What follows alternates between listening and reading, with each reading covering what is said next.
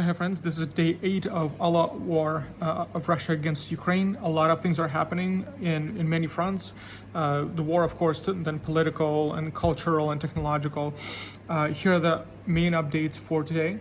For number one, we're going to talk about the alternative government that Russia is trying to impose on Ukraine. We know a little bit more, and there's a huge surprise in that. Number two is that we're seeing in several places Ukrainian army starting to counterattack. The Russians, this is on day 7, so yesterday this was the first day when we started to counterattack in two directions. Then I'll talk about international volunteers. Turns out that was a great move by Ukraine, and then I'll give you news from the field. So it turned out yesterday that as far as the alternative government, that plan had started to develop a little bit. We know a little bit about it more. So you remember in 2014, the president who is a would-be tyrant that fled from Ukraine, his name was Viktor Yanukovych. And actually the two revolutions that we had in Ukraine 2004 and 2014 were about him. So in 2004, the elections were clearly falsified. So a lot of people poured out into the streets and to make sure that he doesn't become president. Then in 2014, this would be about 2 years after he legitimately became president. So he became president, I think, in 2012. In 2014, he started to impose more and more restrictions, and the trigger was that when he went to Brussels to sign an association agreement with the EU, in the last minute he reneged and he said, no, we're going to sign associations with Russia, and that's what sparked the 2014 revolution, as a result of which he fled to Russia, where he remained to this day. So now it turns out he's in Minsk, Belarus, and our intelligence is saying that Russian government, Putin is planning to announce him as the legitimate president of Ukraine and settle him in Kyiv to be an alternative government, which they will use to further negotiate and attack into the rest of Ukraine. So a couple of things from this. I think what's becoming clear is that Putin doesn't understand what's happening in Ukraine, what people want and what they don't want. His mistake number one in trying to take Kyiv in 3 days was that he thought that people would support his mission in Ukraine and depose Zelensky. Nobody wanted that. People fought against that, sometimes with their bare hands. There's great videos on YouTube, people stopping tanks with their bare hands. There is videos of people going out already occupied buildings in some of the cities and talking the Russians out of it, so the Russians actually turn around and go home. So Putin did not understand what Ukrainians wanted and what their incentives were. So, and mistake number two, he clearly doesn't want to believe the reality, because he thinks that somebody in Ukraine will think that, yeah, hey, Yanukovych would be a good president. Nobody wants that. So number one, what it tells us is that this is his how separated from reality Putin is at this point.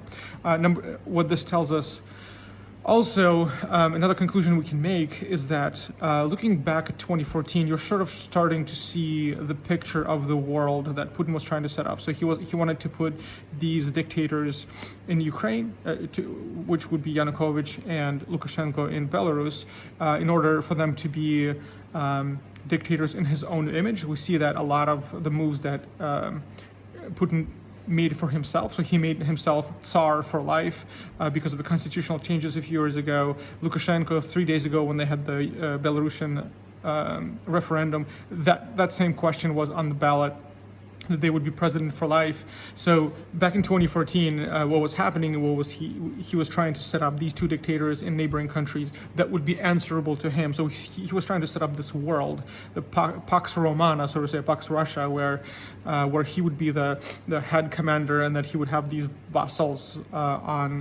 in Ukraine and Belarus. So for some weird reason, he's thinking that plan can still work. So he's trotting out Yanukovych again, before maybe he will be proclaimed legitimate president. Obviously, that's not going to work, but that also means that they're continuing to pillar Kyiv, Kharkiv, and they added Zhytomyr to that yesterday. Zhytomyr is also in the northern part of Ukraine.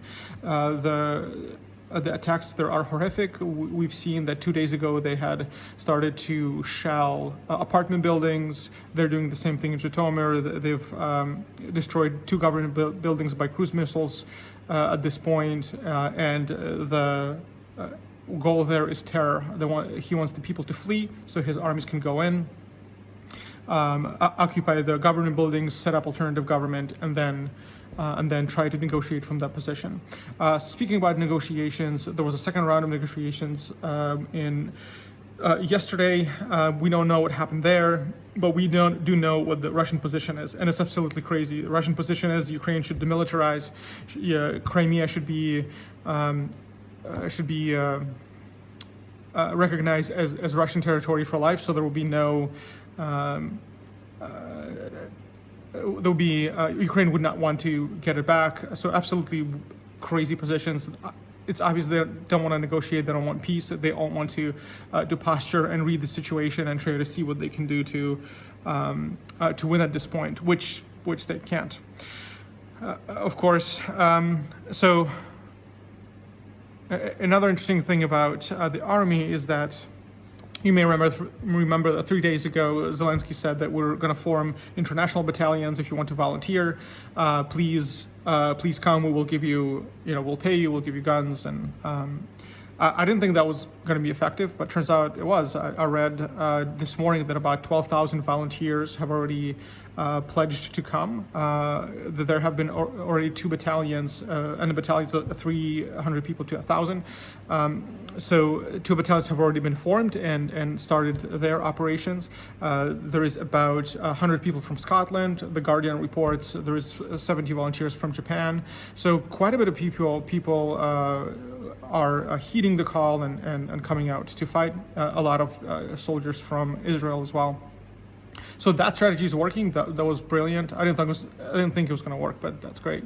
Important development starting yesterday in 2 directions. Gorlovka in the east and Zhytomyr in the north. Ukrainian army has started to counterattack and push Russians out of their positions. So Gorlovka is interesting because it's in eastern region. So for 8 years, Gorlovka was occupied by Russian forces, and as a result of this counterattack, Ukrainian forces have been able to push them out and free the city.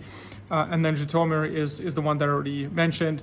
They've started to push Russian troops out. Of course, the city is still being shelled by those Grad systems, by hail, which is missiles with metal projectile, with metal debris. Okay, several news from the field. Apart from pelting those 3 cities with missiles, and actually bombardiers have started going into Ukraine as well. So what they do is they fly a plane real close to Ukrainian territory, and they shoot their missiles or drop bombs at an angle to hit those cities. Technically, they haven't flown into Ukraine, but their bombs are falling on our buildings. Our intelligence is also reporting that there's several paratrooper groups that are trying to land from the Black Sea onto our southern borders to take Odessa. Odessa is an important port and one of the largest cities in Ukraine as well.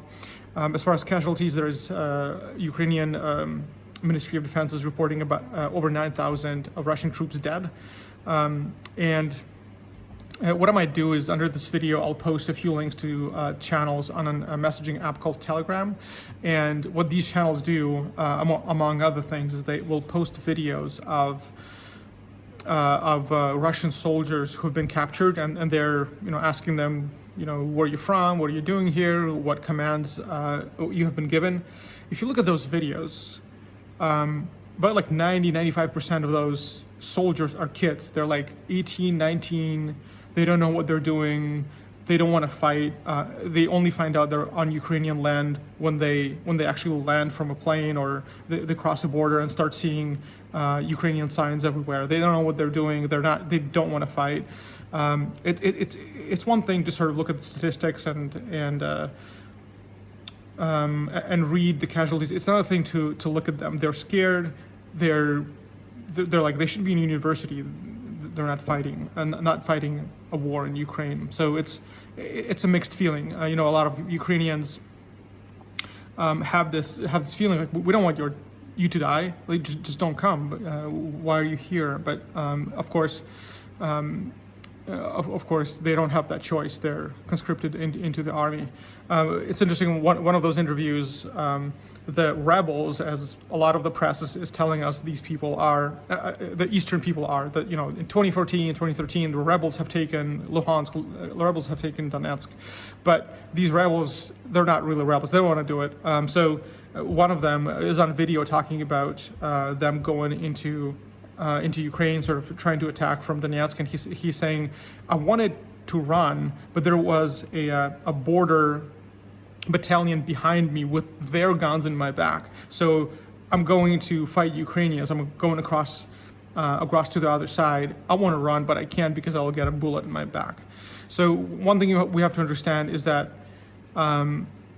this is not a conventional war. The conventions that we have for war, like in Europe, which Russia had signed as well, they prohibit use of certain weapons. They prohibit certain actions. Most of those have been broken. This is not a war. This is war plus state-sponsored terrorism on the Russian part. Okay, and then finally, we already talked about Ghost of Kyiv, and I'm seeing more and more memes with him. That's interesting because we're seeing sort of a new folklore being created here for Ukraine and for the world. There's a Captain Ukraine superhero with Zelensky head on it. That was pretty funny. But the Ghost of Kyiv, as far as I gather, this is a real guy. This is like a single real guy who's really good as an ace pilot.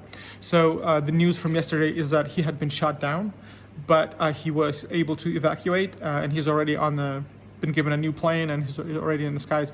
And so the statistics right now is that he's shot his 21st plane yesterday.